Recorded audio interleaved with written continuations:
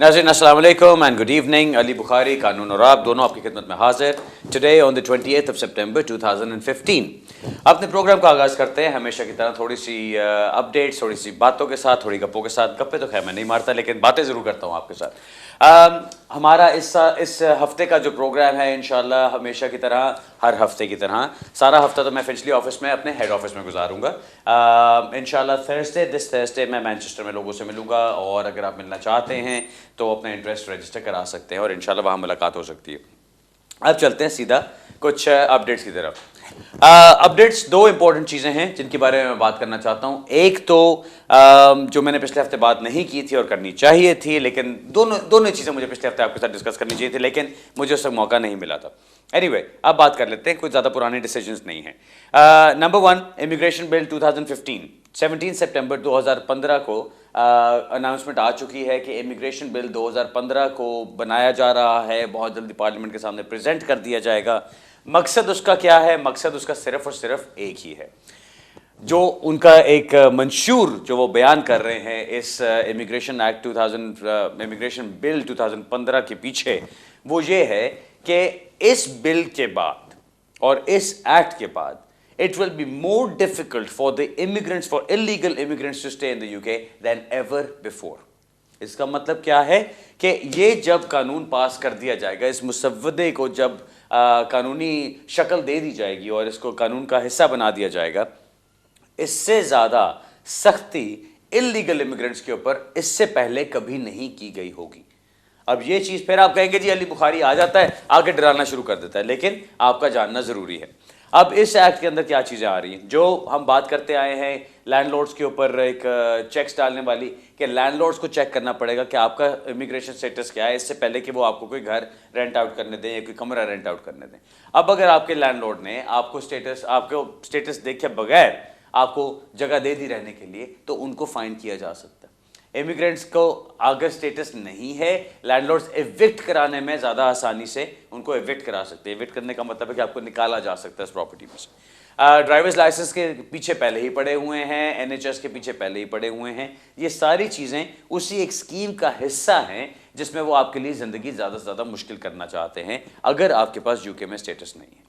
मैं आज सिर्फ इसको बयान करना चाहता हूँ, इसके आगे मैं कोई लंबी अपने किसी लेक्चर में नहीं जाना चाहता, बिकॉज फिर मुझे कहते हैं कि जी आप डराते भी हैं और उसके बाद आप लेक्चर भी देते हो। सो मैं वो नहीं करना चाहता, लेकिन मैं इतना बताना ज़रूर चाहता हूँ कि जो हालात आगे भी आ रहे हैं उनको अभी से पहले से समझ लीजिए, पहले से देख लीजिए।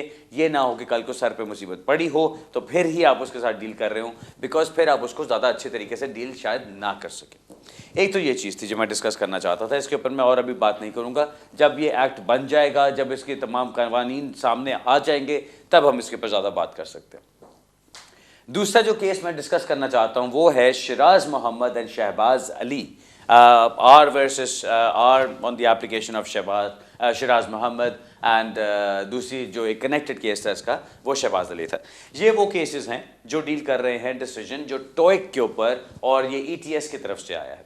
अब ये एजुकेशनल ट्रेनिंग सिस्टम या टॉइक एग्ज़ाम्स बहुत सारे लोग सुनने वाले जानते होंगे, जो नहीं जानते उनके फ़ायदे के लिए बताता चलूँ कि ये एग्जामिनेशंस कराए जा रहे थे डिफरेंट सेंटर्स की तरफ से 2010, 2011, 2012 की टाइम में, और उसके बाद एक इन्वेस्टिगेशन चली जिसमें उन्होंने ये कहा कि ये टॉइक एग्ज़ाम्स जो हैं इनके अंदर फ्रॉड कमिट किए जा रहे हैं। लोग खुद एग्ज़ाम्स नहीं करते, वो किसी प्रॉक्सी एग्जामिनेशन टेकर को भेज देते हैं जो वहाँ पे बैठता है और उनके लिए वो टेस्ट इंग्लिश में देता है और उसके बाद वो टेस्ट पास करा के सर्टिफिकेट इनको पकड़ा देता है। अब उन्होंने ये किया कि उन्होंने सारी इन्वेस्टिगेशन इसके ऊपर की और उनकी इन्वेस्टिगेशन का नतीजा ये निकला कि उन्होंने कहा कि जी अब तो हमारे पास प्रूफ आ गया कि बहुत सारे लोगों ने प्रॉक्सी टेकर्स, प्रॉक्सी पार्टिसिपेंट्स को यूटिलाइज किया है। अब उसमें क्या बात आती है, किस तरह से होता है? अब मैंने टेस्ट करना है, मुझे अंग्रेज़ी बोलनी नहीं आती, मैं जाता हूँ एक किसी एजेंट के पास, जाके मैं उसको कहता हूँ कि भाई मुझे इंग्लिश का मसला है। एजेंट कहता है जी मसला ही कोई नहीं, मैं जानता हूँ बंदे को, इतने पैसे लेगा, फलाने सेंटर में चले जाएं, वहाँ जाके काम हो जाएगा। सो आपने उसको बंदे को पैसे दिए, उसने जाके बंदे से आगे बात की कि अच्छा इस नाम का टेस्ट लेना है, उसने जाके जो भी आईडी वगैरह दिखानी है, ये टेस्ट वालों को साथ मिलाया हुआ है, सेंटर वालों को मिलाया हुआ है, वट एवर इट इज़, मुझे नहीं पता इन्स एंड आउट्स उसकी क्या है, कैसे होता था। लेकिन आगे जाके उन्होंने किया ये कि वो किसी और बंदे ने टेस्ट लिया और वो टेस्ट करने के बाद आपको सर्टिफिकेट मिल गया। आपने वो सर्टिफिकेट इस्तेमाल किया अपनी लीव टू रिमेन एप्लीकेशन के लिए, जहाँ पे आपने इंग्लिश लैंग्वेज की रिक्वायरमेंट पूरी कर दी। अब आपको स्टेटस भी उस पर लग कर आ गया। अब आप सुकून से बैठे कि जी मैंने उल्लू बना दिया, मैंने सबको बेवकूफ बना दिया। अब हुआ क्या कि 2 साल बाद जाके उनको ये पता चला कि यार हमें तो इन्होंने बहुत बेवकूफ बनाया है, ये तो फ्रॉड किए हैं। अब क्योंकि पावर उनके पास है, अब बारी आती है आपकी और आपकी गिची की। अब आपके पीछे वो आते हैं, अब क्या करते हैं कि आपके जो स्टेटस चलते आ रहे हैं, आपके पुराने स्टेटसेस को भी कैंसिल कर रहे हैं, आपको इनवैलिडेट कर रहे हैं, आपकी कोई नई एप्लीकेशन डाली जा रही है उसको रिफ्यूज किया जा रहा है, ये कह के कि पैराग्राफ 320 आपके ऊपर अप्लाई हो गया। पैराग्राफ 320 क्या कहता है कि अगर आपने कोई इमिग्रेशन एप्लीकेशन करने के लिए कोई फ्रॉडलेंट डॉक्यूमेंट इस्तेमाल किया या कोई डिसेप्शन का सहारा लिया, तो उसकी बेस पे अगले 10 साल के लिए आपकी बाकी एप्लीकेशंस को रिफ्यूज कर दिया जाएगा। अब ये सीरियस मसला है। अब क्या हुआ, जिन लोगों ने टॉइक एग्जाम्स किए थे, खुद नहीं दिए थे, उनको लेटर्स आने शुरू हो गए। उन लेटर्स में क्या लिखा है कि जी आपने फलानी डेट को टॉइक एग्जाम हमारे लिए सबमिट कराया था, यहाँ पे फलानी जगह से आपने किया था, हमें पता चला कि ये टेस्ट आपका रिलायबल नहीं है, इसलिए हमने आपका टेस्ट कैंसिल कर दिया। रिजल्टेंटली आप उसकी इंग्लिश लैंग्वेज रिक्वायरमेंट को पूरा नहीं करते जिस एप्लीकेशन के लिए आपने स्टेटस की दरखास्त डाली थी, और उस वजह से अब आपका स्टेटस रिवोक कर दिया जाता है जो पिछला चल रहा था। अब वो स्टेटस रिवोक होने की वजह से आगे अब आपके पास कोई स्टेटस नहीं रहा। अब जब आप कोई एप्लीकेशन डालने चलते हैं तो या तो आप ओवरस्टेयर कहलाते हैं या आपके ऊपर डिसेप्शन लग जाती है। अब कुछ लोगों ने आके कहा कि नहीं जी ये तो सरासर ज्यादती है, मैंने तो टेस्ट खुद किया था, मैं खुद वहां पे मौजूद था, मैंने खुद बैठ के इंग्लिश बोली थी वहां पे, मैंने खुद सारा कुछ किया था, मैं तो चाहता हूं मुझे प्रूफ किया जाए कि इसमें क्या है। अब इस तरह के केसेस में क्या हुआ, अब मैं बैठा हुआ हूँ, मेरे पास एक क्लाइंट आता है कंसल्टेशन के लिए, मुझे आके बताता है कि जी मैंने बेवकूफ़ी मारी थी, मैंने टॉइक एग्जाम कर दिया जाके और मैंने पैसे दे के किया था, लेकिन अब क्या हो सकता है। तो मैं उनको बताता हूँ कि भाई अब आपके लिए कुछ भी होना मुश्किल है, आपको कुछ ना कुछ अब और सोचना पड़ेगा, कोई और रास्ता इख्तियार करना पड़ेगा, किसी और कंट्री में शायद जाके आपके लिए कुछ हो जाए, यूके में आपका कुछ होना मुश्किल है। जब मैं आपको ये कहता हूँ तो एक बंदा मुझे आगे से कहता है, या फॉर एग्जाम्पल मिसाल के तौर पर बता रहा हूँ, कोई एक ऐसा क्लाइंट आता है आगे कहता है कि जी मैंने टॉइक का एग्जाम दिया था, उन्होंने मुझे उस पर रिफ्यूज कर दिया। तो मैं कहता हूँ जी आपने फिर गलत बात की थी तो आपको सजा तो मिलेगी इसकी। तो वो आगे से कहते हैं कि जी आपने कैसे कह दिया मैंने गलत किया, मैंने तो खुद टेस्ट किया था। अब ये वो लोग हैं जो बाकियों के साथ पिस रहे हैं इसमें, ये वो लोग हैं जो वाकई टेस्ट करके गए थे, ये वो लोग हैं जिन्होंने एजेंट का सहारा लिए बगैर एक्चुअली ये सोचा कि यहां से जाके इंग्लिश टेस्ट होता है तो हम भी यहां से कर सकते हैं। आपने जाके इंग्लिश टेस्ट दिया, आपका इंग्लिश टेस्ट पास हुआ, आपने वो टॉइक का सर्टिफिकेट जाके अपनी एप्लीकेशन के लिए इस्तेमाल किया। अब होम ऑफिस को क्योंकि खबर ये मिली है कि जी यहाँ पे ये इरेगुलरिटीज चल रही थी, तो उन्होंने क्या किया कि उन्होंने सब के ऊपर वही ब्रश मार दिया और कहा कि जी सारे के सारे यही काम कर रहे थे। सो अब आप जो बैठे हैं जिसने टेस्ट खुद किया था, आपको तो आग लगी नीचे से ऊपर तक। आप गए मेरे जैसे वकील के पास कि जी मैं क्या करूं, मेरे जैसा वकील आपको ये कहता है कि जी अगर आपका टेस्ट सही था तो हम इसको जुडिशियल रिव्यू में लेके जाते हैं, क्योंकि अपील का राइट तो मिला नहीं आपको। अब जुडिशियल रिव्यू में जब आप गए तो अचानक बेतहाशा लाइनें लग गई वहां पे, क्योंकि सिर्फ आप जेन्युइन टेस्ट टेकर वहां पे नहीं गए, वो जो सारे वो उल्टी सीधी काम करके बैठे हुए थे उन्होंने भी सोचा कि जी हम भी जाते हैं, अगर एविडेंस ना मिला तो क्या पता चलेगा किसी को, हम फिर भी चलते हैं जाके चैलेंज करते हैं। सो बेतहाशा केसेस जुडिशियल रिव्यू में चले गए। अब क्या हुआ जी, वहां पे जो जज का जो प्रेसिडेंट है वहां पे हाई कोर्ट में, उसने कहा कि जी इन सारों को स्टे ऑर्डर दे दो। वो स्टे ऑर्डर में क्या हुआ, उसने कहा कि जी मैं नहीं चाहता कि अभी कोई भी केस आगे चले, इनको स्टे ऑर्डर दे दिया जाए, इनको रोक दिया जाए जब तक कोर्ट ऑफ अपील एक केस का, किसी टेस्ट केस का फैसला नहीं करता। अब कोर्ट ऑफ अपील ने फैसला किया और वो फैसला ये आपको मिला है शिराज महमूद में और शहबाज अली के केस में। अब इसमें कहा क्या है, मोटी बात ही आपके साथ बयान करूंगा, ज्यादा डिटेल में तो मैं जाना नहीं चाहता, ना ही टेक्निकलिटी में जाना चाहता हूं। इसमें उन्होंने कहा कि जी 3 क्वेश्चंस हैं जिनको हमने डिस्कस करना है। क्वेश्चन नंबर 1 वो ये है कि अगर एक बंदे ने एप्लीकेशन की जिसके पास लीव टू रिमेन थी, जिसको इनवैलिडेट कर दिया सेक्रेटरी ऑफ स्टेट ने, और उसके बाद उसी टाइम पीरियड के दरमियान जिसमें उसने वेरिएशन करानी थी, अगर सेक्रेटरी ऑफ स्टेट ने उसको इनवैलिडेट करके रिमूवल नोटिस दे दिया सेक्शन 10 का, क्या उसको in country right of appeal मिलेगा? अब इस क्वेश्चन के ऊपर खैर जो जवाब आया मैं बताता हूं आपको। दूसरा क्वेश्चन ये कहा उन्होंने कि जी अगर ये फैसला किया जाता है कि उसको right of appeal in country नहीं मिलेगा तो फिर क्या इस मैटर को जुडिशियल रिव्यू के अंदर आप लेके चल सकते हैं, यानी आप उसको चैलेंज कर भी सकते हैं जुडिशियल रिव्यू में कि नहीं।